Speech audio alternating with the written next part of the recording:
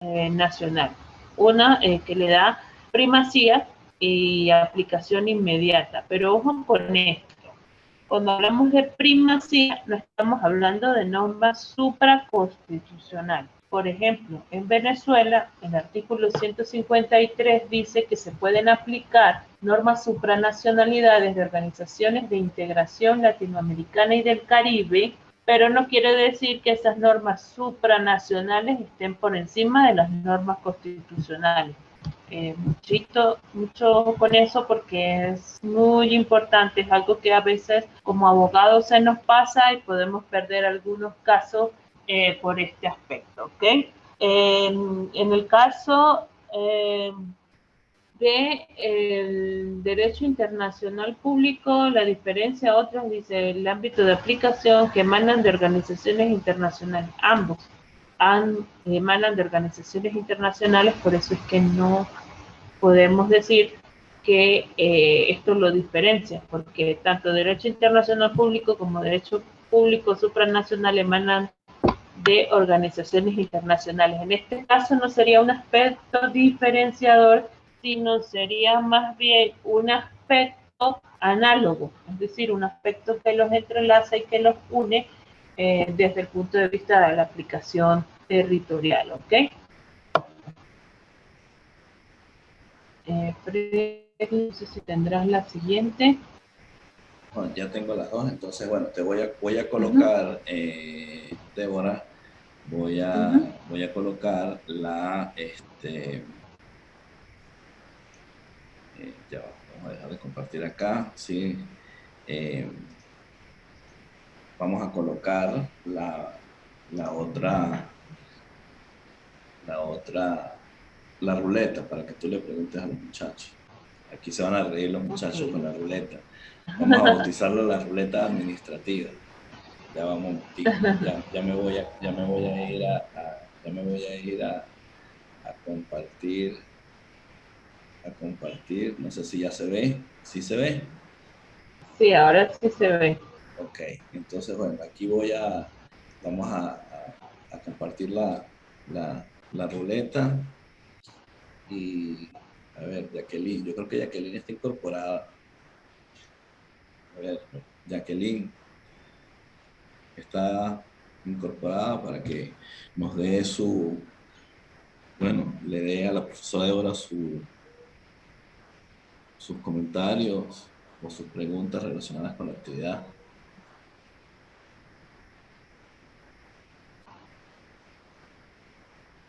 Jacqueline se está Me puedes incorporando. hacer de las interrogantes o de cualquier pregunta que quieras hacer o intervención incluso también que quieras hacer del tema que estamos viendo hoy.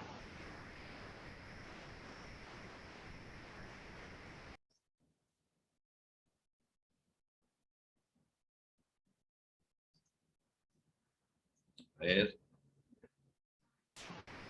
Jacqueline, Jacqueline. lo puedes hacer incluso por el chat. Ay, Dios mío. Doctora Yasmín también está incorporada. A ver.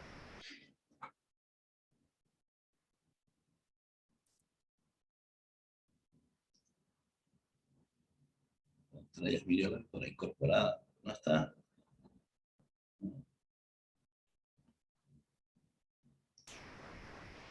Yo creo que la doctora Yasmín no está No incorporada. está. Vamos a darle una más y si no, bueno, para que tú sigas, Débora, y cambiamos. Mientras tanto, yo voy a Ok, proyectar, yo voy a tratar de proyectar la otra. Lobelia tampoco está. creo que no. Ok, de todas formas, bueno, entonces vamos a darle pausa acá. Yo voy a tratar de montar, bueno, la profesora Débora había preparado otra, otra presentación. Vamos a ver acá.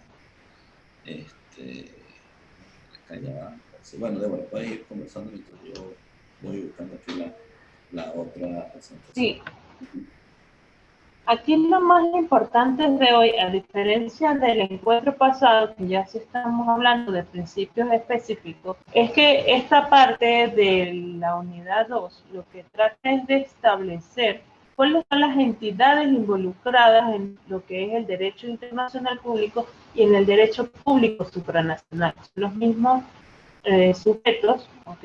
Se aplican tanto al derecho internacional público como al derecho público supranacional. Entonces, aquí lo importante es que sepamos identificar cuáles son esos sujetos de derecho internacional. Vamos a comenzar el debate, incluso lo pueden hacer en el chat, si no quieren que se les escuche o que se les vea, que la semana pasada no fueron tan tímidos, que es con respecto a que me nombren una organización que ustedes hayan escuchado y nosotros realmente a través de los requisitos indispensables de la subjetividad internacional analizar si tienen o no tienen. Yo voy a comenzar con una que es con respecto a la Cruz Roja Internacional.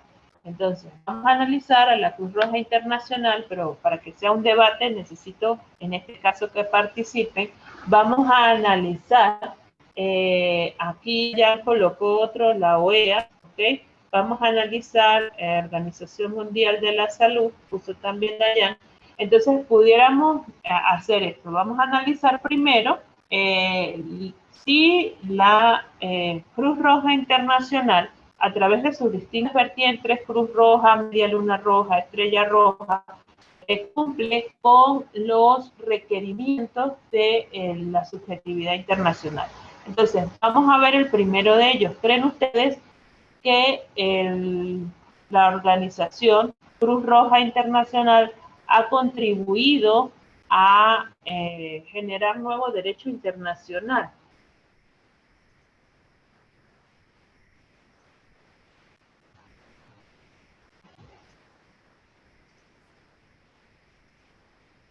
Ajá, Dayan dice que sí, efectivamente Dayan, la Cruz Roja, fue una de las entidades que participó en la creación de los 4 acuerdos de Ginebra y los 2 protocolos que establecen el derecho humanitario internacional, es decir, aquel derecho que protege a las personas no combatientes en el caso de los conflictos armados. Los convenios de Ginebra establecen cuáles son las actuaciones de los estados beligerantes, en este caso los que participan en las guerras o conflictos armados, y también establecen cuáles son las normas de prohibición del uso de ciertas armas y de ciertos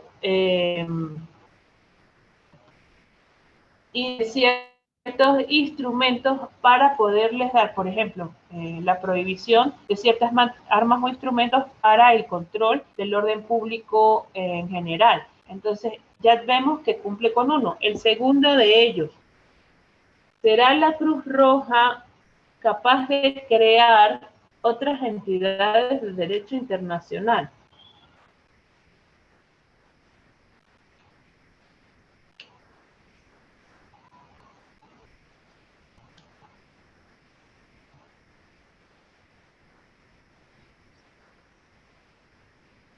No. ¿Por qué Raudy y Dayan dicen que no?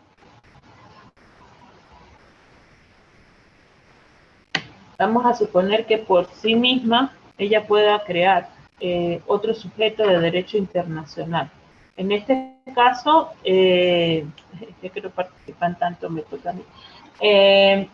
No pueden crear nuevos sujetos de derecho internacional en virtud de que se trata de una institución de carácter privado. No está conformada por estados a pesar de que son estados los que lo avalan. Sin embargo, toda su estructura orgánica está conformada por iniciativa privada a pesar de que tenga alcance internacional. Por eso es que no son titulares ni de derechos ni de obligaciones, ni en ningún momento son capaces de tener responsabilidad ante ninguna instancia internacional. La Cruz Roja solo puede participar como observador, ¿verdad? Solamente puede participar como observador dentro de ciertas organizaciones internacionales, la ONU, la Organización Mundial de la Salud, participa como observador, pero no tiene o no se le reconoce subjetividad internacional, ni originaria ni derivada, Dayan. En este caso sería por eso. Vamos a ver la siguiente organización que fue propuesta por Dayan, fue propuesta primero por Denise, la Organización Internacional del Trabajo. La Organización Internacional del Trabajo incluso es la organización internacional más antigua que tiene la Sociedad Internacional. Fue creada en 1920 junto con la Sociedad de Naciones, fue la que precedió a la Organización de las Naciones Unidas, y tiene como propósito fundamental la regularización de las relaciones laborales en todos sus Estados miembros. Entonces, vamos a ver si cumple con los requisitos. Es sujeto de derechos y de obligaciones.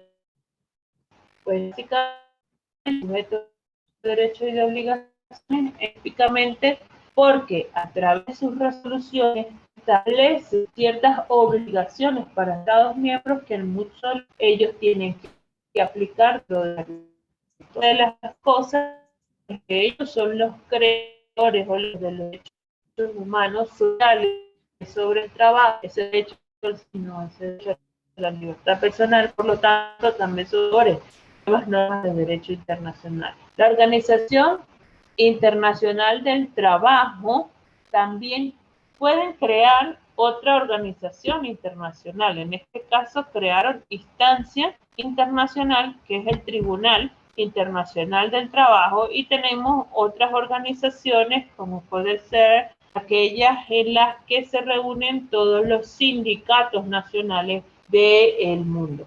Entonces, por lo tanto, sí es un sujeto de derecho internacional. La Organización Mundial de la Salud también es una organización internacional, no solo porque su nombre lo indica, sino porque es una organización subsidiaria de la Organización de las Naciones Unidas. Aquí hablan sobre la CIDH, me imagino que es la Comisión Interamericana de Derechos Humanos, no es una organización internacional, es un órgano de la Organización de Estados Americanos. Hablan también sobre la Convención sobre los Derechos del Niño, no son sujetos de derecho internacional, ¿ok? La Convención no es un sujeto, ojo con eso. La Convención es un tratado, una norma de derecho internacional.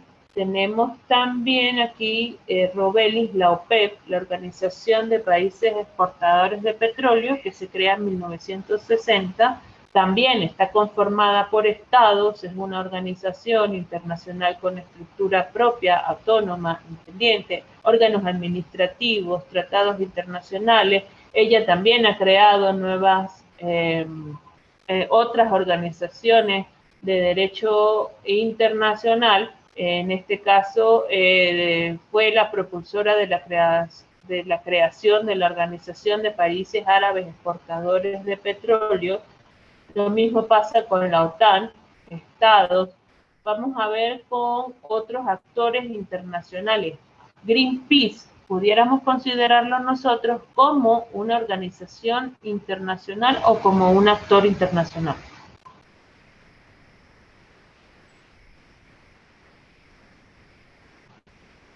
¿Qué creen ustedes? Greenpeace es un actor o un sujeto de derecho internacional.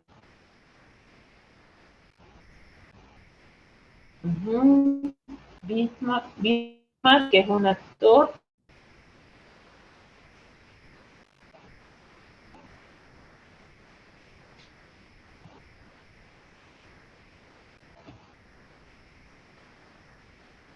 José dice que es un actor.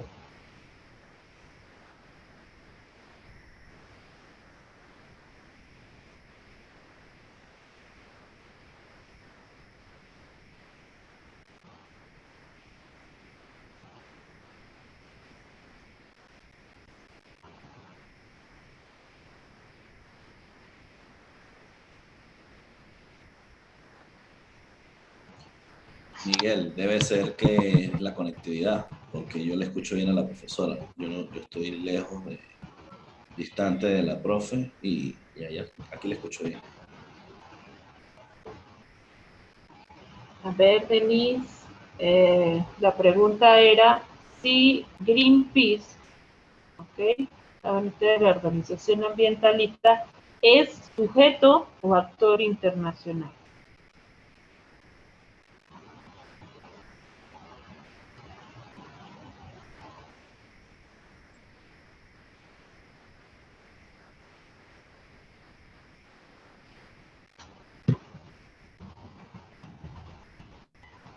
Voy a estar muy callado, ¿no? Sí.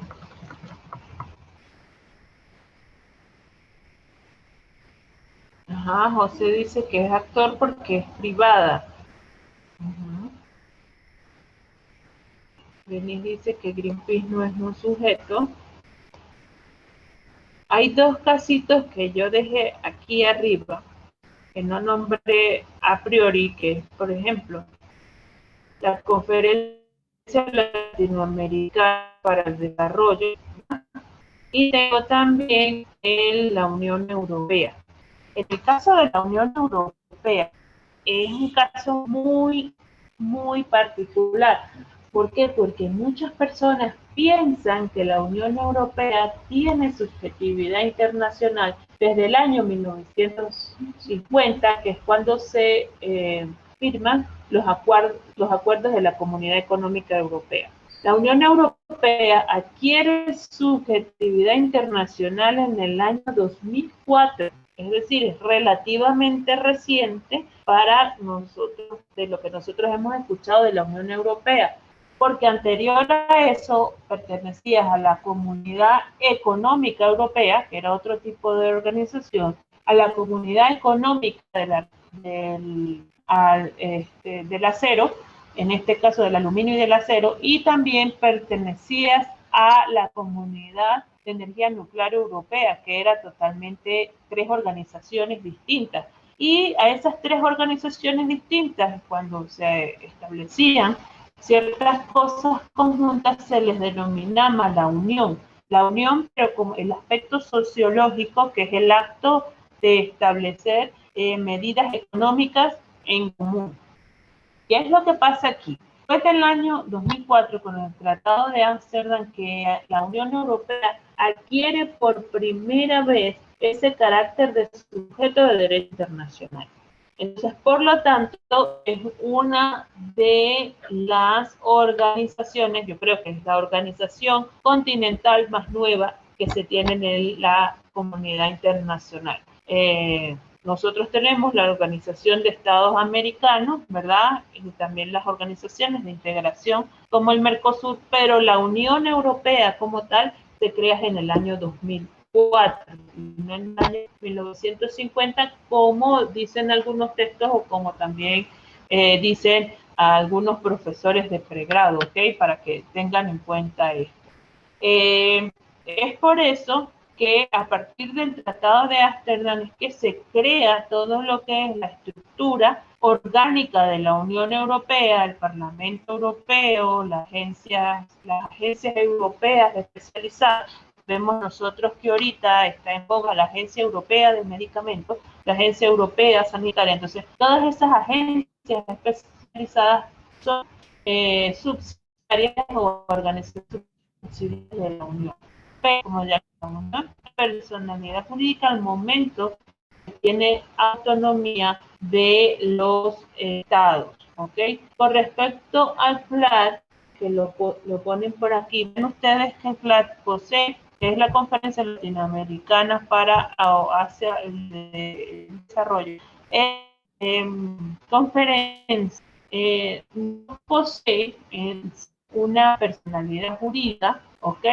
Porque ellos no poseen una estructura orgánica que sea totalmente independiente de los estados que formen en el caso. Aquí hay otro caso muy bueno, Luis nos coloca, ¿qué pasa con Amnistía Internacional? Bueno, no con esa, específicamente si se nos pone Amnistía Internacional, ¿será o no será un sujeto o de derecho internacional. ¿Qué creen ustedes?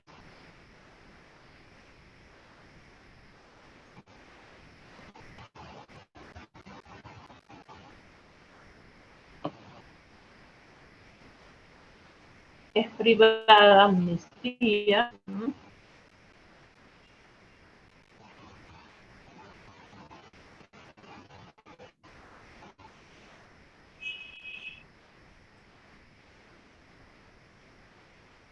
No es un sujeto, tiene más o menos el mismo carácter que el Greenpeace.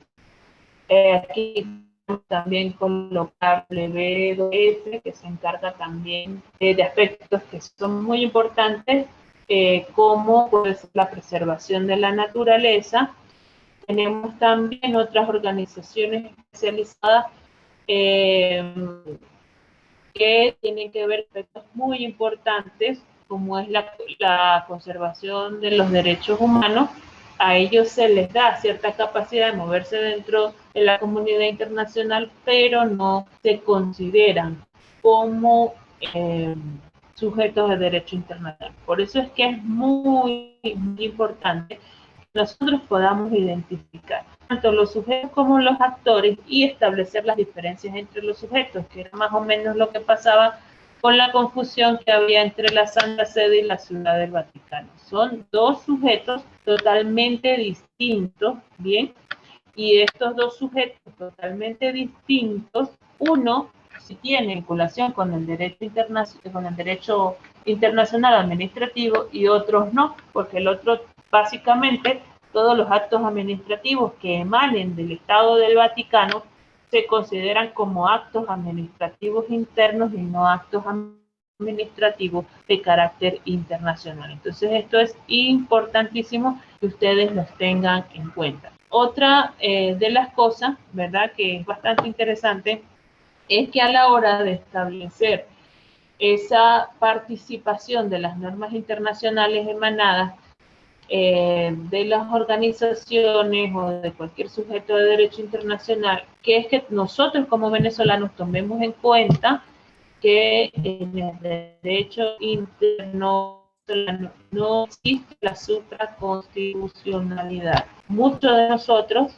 tenemos la costumbre de leer libros sobre derecho constitucional que han dado a la Constitución de 1960 o al anterior, que eso pasa. Entonces, ¿qué pasa? Piensan que la constitucionalidad es aplicable y saben ustedes que no. La Constitución en Venezuela debe, ¿verdad? En este caso, debe establecer los mecanismos de homologación o los mecanismos de aplicación para esas normas internacionales. Nosotros ya tenemos artículo 23, artículo 153 y artículo 154 de la Constitución Nacional.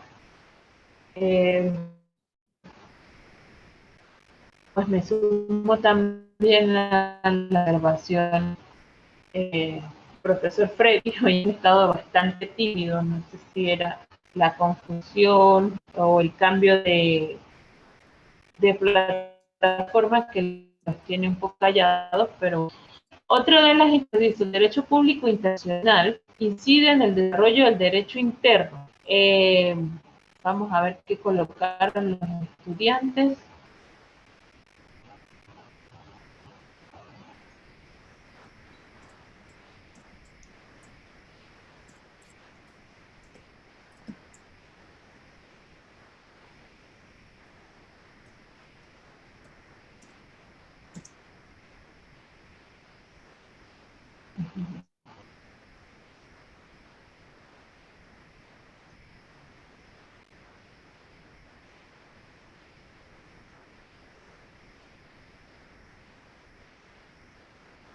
En este caso, la respuesta es sí. ¿Por qué? Porque el derecho internacional público, cuando es adaptado al derecho interno, genera un cambio, un progreso, o en este caso, un desarrollo. dentro del derecho interno,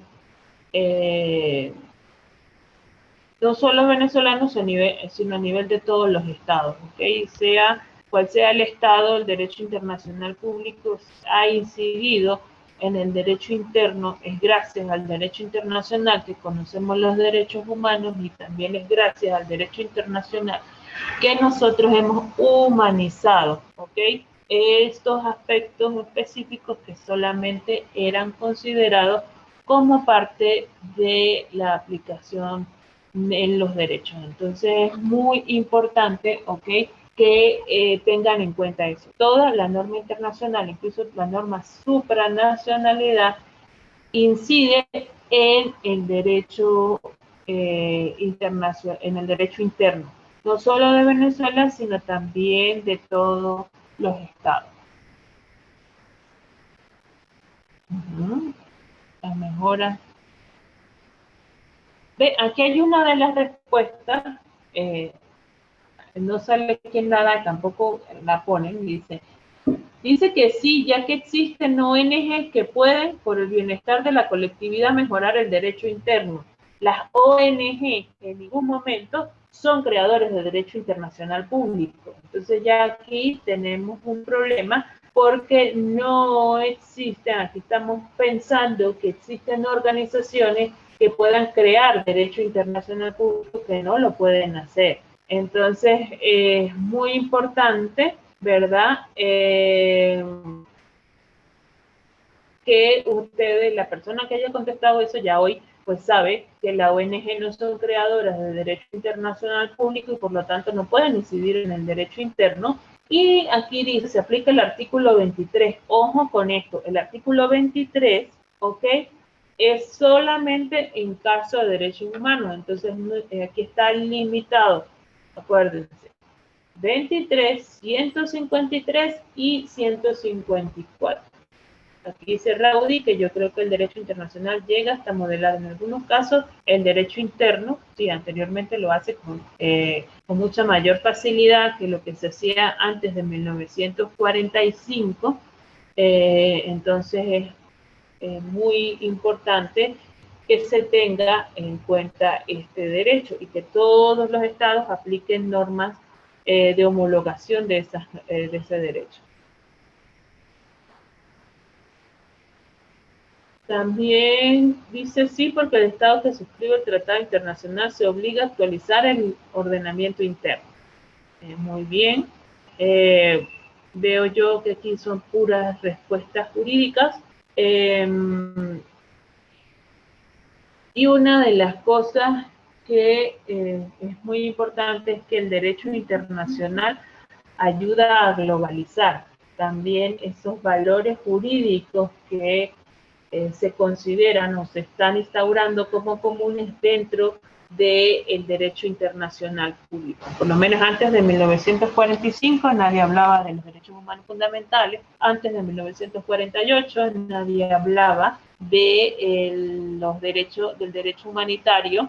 El debate, por ejemplo, con respecto a las consecuencias negativas que pudiera establecer la clonación se da en un ámbito internacional, y es por eso que la mayoría de los ordenamientos jurídicos internos prohíbe la clonación humana como forma de reproducción. Entonces, allí es donde estamos viendo que hay una respuesta, ¿verdad?, sociológica de la instauración de nuevos valores jurídicos en el plano interno. Entonces, es muy importante, ¿verdad?, que ustedes también puedan ver estos aspectos sociológicos, pero que esos aspectos sociológicos puedan ser, en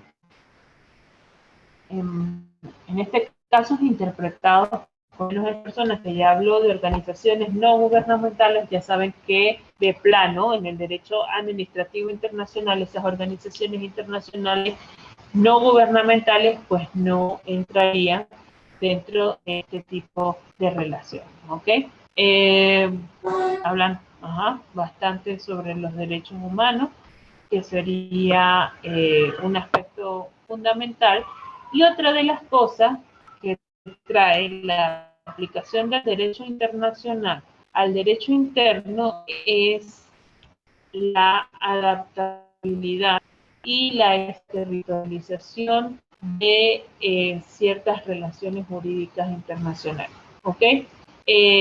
Por ejemplo, en la época de los 50, en los 60, incluso en los 70, hablar de algo que para nosotros ahora es tan común como la igualdad de género, pues se crea específicamente a través de los movimientos internacionales y a través de la firma de la Convención de Belén do Pará, en la que se establecen los derechos fundamentales y especiales de la mujer. Entonces, este tipo de situaciones pues crean esos cambios que son paradigmáticos dentro del derecho interno. Nuestra legislación, por ejemplo, ha respondido muy bien y como les decía, el problema nunca ha sido la letra o el contenido de nuestra legislación, sino siempre ha sido la forma como se ha aplicado. Entonces, en este caso sería un problema de aplicación práctica por parte de la administración pública y es por eso que se establece ese tipo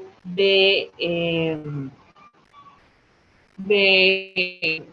desarrollo o de normativas. Entonces, lo que quiero es que en este caso, yo lo que quería era establecer, ¿verdad?, esos sujetos o cuáles eran esos sujetos, porque en la semana que viene, en el próximo encuentro, vamos a hablar de los principios de derecho internacional que solo se le aplican a esos sujetos y cómo esos principios del derecho internacional público pueden incidir dentro del derecho administrativo. Y vamos a hablar del derecho administrativo específicamente internacional.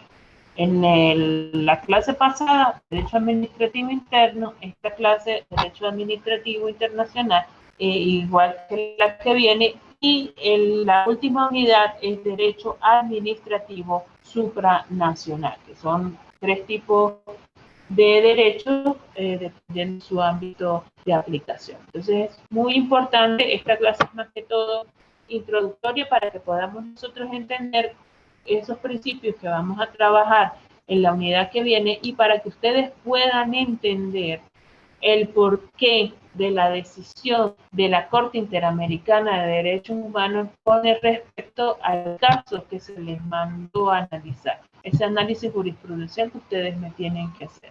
El porqué. Hablamos de un caso de una persona natural, el Guzmán Albarracín contra la República de Ecuador, y cuáles fueron los argumentos de hecho de derecho que da la Corte, ya les adelanto, le hago un spoiler, que da la Corte para exigir la responsabilidad del Estado. Entonces, eso lo hace a partir de esos principios. Dice Dayana, parte de los derechos humanos, ¿de qué otra forma incide en el derecho interno? Incide muchísimo desde todo punto de vista. Por ejemplo, en la Organización de las Naciones Unidas existe la Comisión para el Desarrollo del Derecho Mercantil Internacional. Allí, por ejemplo, en esa comisión se están estableciendo una serie de tratados internacionales que buscan modernizar el comercio internacional. Ya tenemos otro, derecho mercantil, que supuestamente es interno. Tenemos también la Comisión de Derecho Internacional de las Naciones Unidas, que está haciendo un trabajo desde hace muchísimo tiempo para establecer la responsabilidad, hacer un tratado internacional sobre la responsabilidad jurídica del Estado. Otra de las situaciones que no tiene que ver también con derechos humanos, que es con respecto a la modernización de las normas civiles, ¿verdad?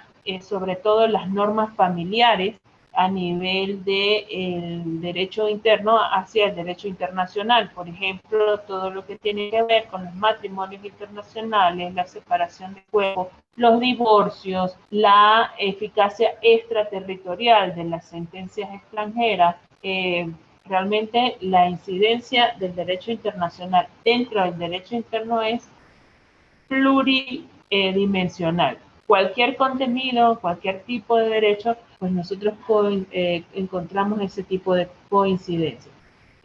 Ya ves, Dayan, derecho mercantil, derecho civil, derecho administrativo, en el caso de la responsabilidad de los estados. También vemos nosotros en derecho penal, ¿ok? Cuando se establece el Estatuto Penal Internacional y los delitos internacionales. También establecen normas con respecto intentó establecer o realizar un reglamento sanitario internacional. Ustedes lo tienen en los materiales tienen ustedes el reglamento dentro de los materiales de la tercera unidad. ¿Qué es lo que pasa? Que la pandemia llegó antes que se pudiera aplicar ese reglamento. Entonces allí también están establecidos derecho marítimo, también nosotros podemos encontrar. Realmente es todo tipo de derechos. Yo creo que no se me escapa o no se escapa ninguna rama del derecho que no haya tenido una incidencia a esas normas jurídicas internacionales. Eso lo que ha hecho es que se internacionalice para evitar esos famosos conflictos de leyes y de jurisdicción que podemos encontrar nosotros en los casos de derecho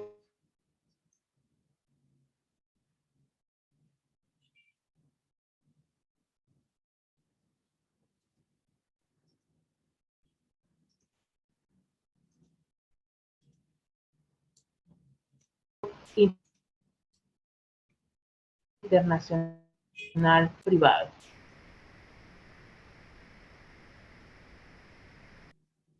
Profesora, disculpe, ¿puedo hablar?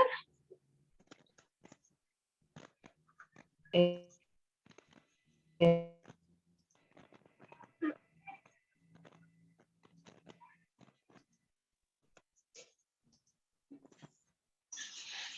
¿Me escuchan? Sí, adelante. Pues quería intervenir y aportar que incluso lo que son los objetivos de desarrollo sostenible de la Agenda 2030 del programa de las Naciones Unidas para el Desarrollo.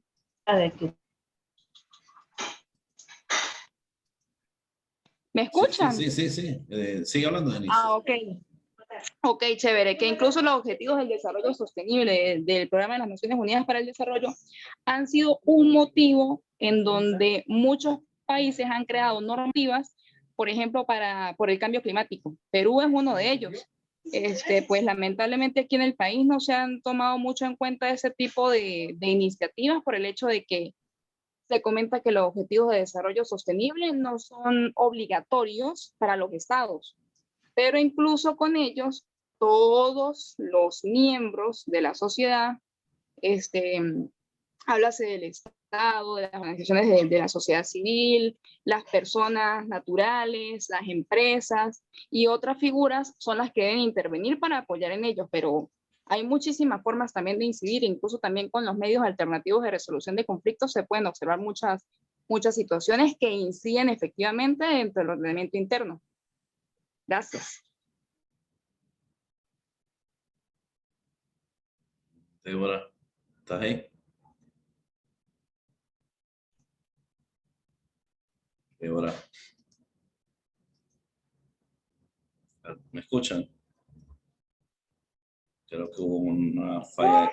Sí, profe, yo sí lo escucho. Bueno, chévere. Débora. Sí, creo que pudo haber habido una baja de conectividad en la casa, bueno, el sector donde vive la profe Débora. Pero la veo conectada.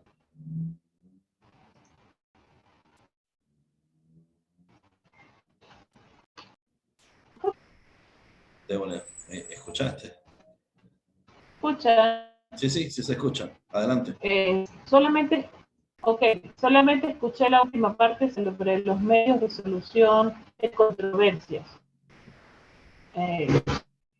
Sí, yo creo que volví a escucharla en un momento que ya no la pude escuchar. No sé si me pudieran utilizar más o menos la inquietud para yo poder responder. Disculpe.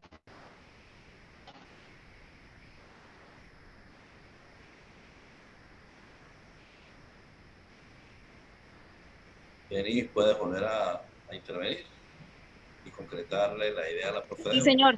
Claro, claro. Sí, señor. Que estaba comentando, bueno, que aún y cuando los objetivos del desarrollo sostenible no son obligantes hacia los estados, que pertenecen a lo que es el Programa de las Naciones Unidas para el Desarrollo, por medio de esos objetivos del desarrollo sostenible, que son 17, muchos países han tomado la iniciativa de crear legislación interna, por ejemplo, contra el cambio climático. En Perú es un ejemplo de ellos. Lamentablemente, pues, aquí en Venezuela no se han tomado ese tipo de medidas, ¿no? Y creo que también escudan en el hecho de que no son obligatorios para los estados, pero por medio de los objetivos del desarrollo sostenible también se pueden realizar dentro del ordenamiento interno muchísimas normativas. Esa era la idea principal que estaba aportando, y que aparte de ello, pues por ejemplo también incide en el hecho de los medios alternativos de resolución de conflictos, por ejemplo en el arbitraje. Cada día se habla más de esa forma de resolver conflictos, aparte de lo que es la solución de conflictos de manera ordinaria, que es en los tribunales, y lamentablemente como actualmente la administración de justicia está prácticamente paralizada, pues es una buena vía de solución de conflictos. Y pues es un ganar-ganar. Gracias. Ok, bueno, los medios de solución pacíficos de controversia, así como se denominan a nivel internacional, nacen específicamente para evitar el uso de las instancias jurisdiccionales. Antes de llegar a un conflicto que pueda generar un litigio dentro de los tribunales internacionales, pues se crean este tipo de medios. ¿Qué pasa? Dentro del derecho internacional, uno de los aspectos que se tienen más en cuenta con respecto a esto es el tratar de agotar todas las vías políticas, o en este caso o diplomáticas, que es así como se denomina, antes de llegar a ese conflicto. Pero a nivel interno, esos medios pacíficos de solución de controversias se establecen también como una forma alternativa de la solución jurisdiccional. Entonces, pudiéramos hablar de que sí incide dentro del derecho interno esa aplicación. Que en el caso de los procedimientos dentro de los tribunales, no necesariamente, y quiero que esto se tenga en cuenta, no necesariamente se tienen que agotar todos los medios pacíficos a menos que el tratado disponga otra cosa, ¿ok? Las instancias internacionales se crean, los tribunales internacionales se crean específicamente para evitar la violación de normas de derecho internacional público. Por lo tanto, en este caso,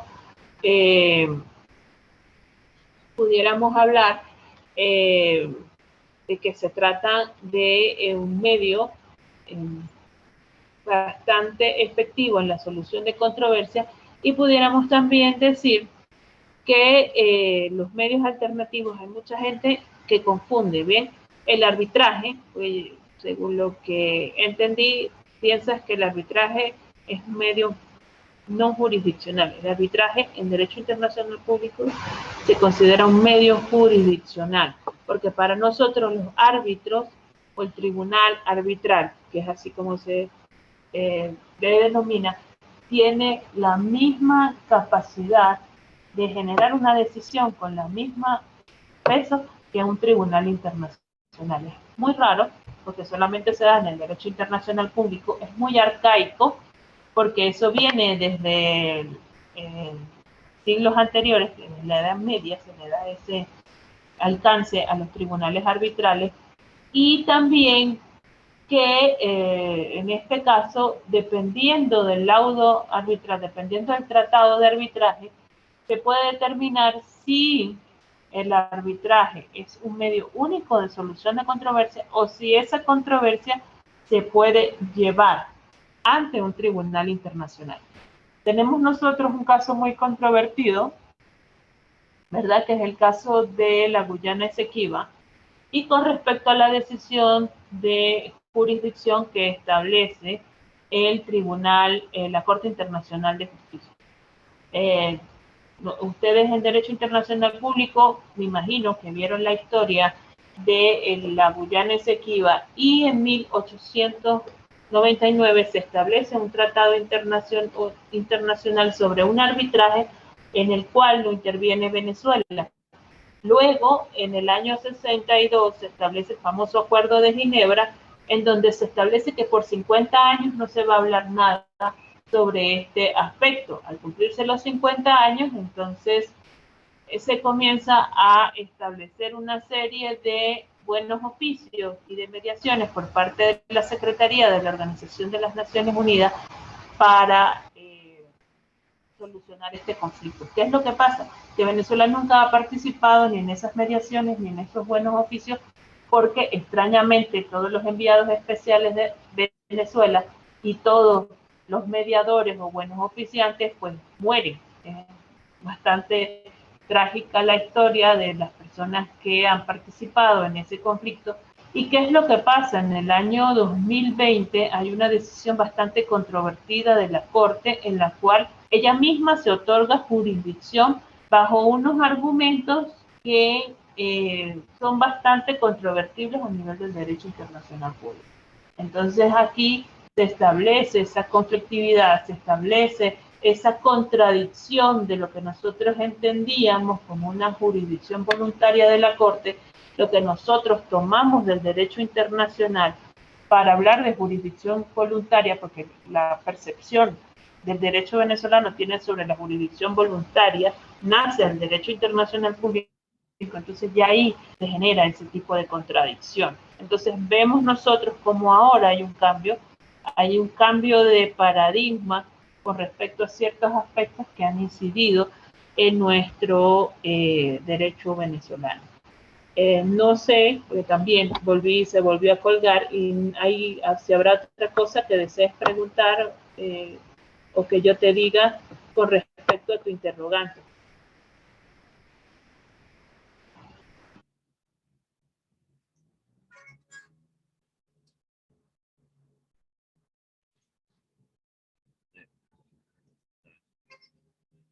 ¿Aló? ¿Escuchan? ¿Escuchan? Yo sí te escucho. Ah, bueno, chévere. Ah, bueno, Débora, no creo que no. Creo, Débora, que debemos ir cerrando el encuentro. Y también, dice Dayan que es bastante interesante la situación que hay con Guyana. Creo que eso lo podemos ver en otro encuentro. Sí, es bastante interesante y en esa situación en la que se colocó a Venezuela con respecto a esa jurisdicción arbitraria, según muchos estudiosos del derecho internacional.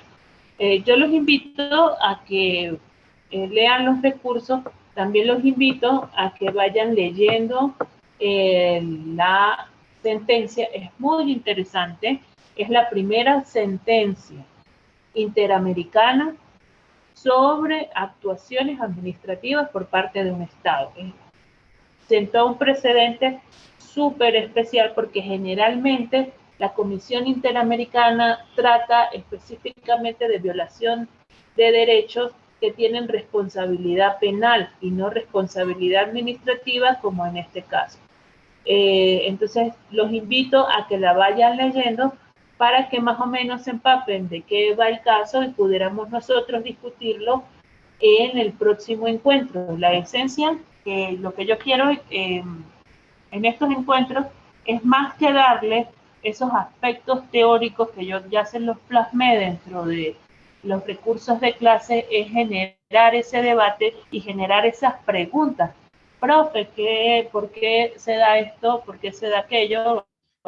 Más que todo, como hizo Denis hoy, porque es muy importante, hay cosas que ustedes pueden, que no manejen o quieran profundizar, y eso los va a ayudar a ustedes a realizar el ensayo. Esa es la razón por la que a mí me gusta mucho que ustedes participen, para que ustedes puedan tener esos tips, esos aspectos que ustedes necesitan a la hora de hacer el ensayo. Sí, el profesor Freddy luego les hace llegar las láminas, ¿ok? Esas van a estar en el entorno de Classroom quiero decirles que recibí la mayoría de los trabajos, por ahí queda uno que otro pendiente. Por favor, a veces es mejor que me lo entreguen un poquito tarde, que no me los entreguen nada, ¿ok? Porque puede ser que tenga alguna nota, es mejor un 15 de algo que un 20 de nada. Entonces, por favor, las personas que faltan, creo que son muy poquitas, 2 o 3 personas las que faltan en enviar el ensayo, por favor, envíenlo, no importa que sea tarde. Entonces, ya saben, los invito a leer, los invito a plantear sus interrogantes, espero, ¿ok? Y que, por favor, la próxima clase intervenga muchísimo más, porque esa es la idea de lo que encuentro. Esto no se llama clase magistral, introducción de derecho administrativo, sino que se llama encuentro. Que nosotros podamos retroalimentarnos. Muchos de ustedes trabajan en la Administración Pública Nacional y esas experiencias que ustedes viven día a día nos pueden ayudar a nosotros a plantear nuevos casos y a plantear nuevas situaciones que nos pudieran ayudar a ustedes para todos. Yo me despido, nos vemos la semana que viene. Espero que la mayoría de ustedes tengan luz y también me gustaría mucho escucharlos más la semana que viene. Entonces nos vemos la semana que viene y ahí hablaremos de ese caso tan interesante como es el caso Guzmán Albarracín contra el Estado de Ecuador. Entonces nos vemos la próxima semana. Chévere, Débora, gracias. Bueno, gracias a todos. Sí, como dijo la profesora Débora, voy a, ahora más tarde, les cuelgo en el entorno Classroom, en la presentación del día de hoy. Estamos, ustedes lo han observado, estamos tratando de migrar ahora a la plataforma Zoom.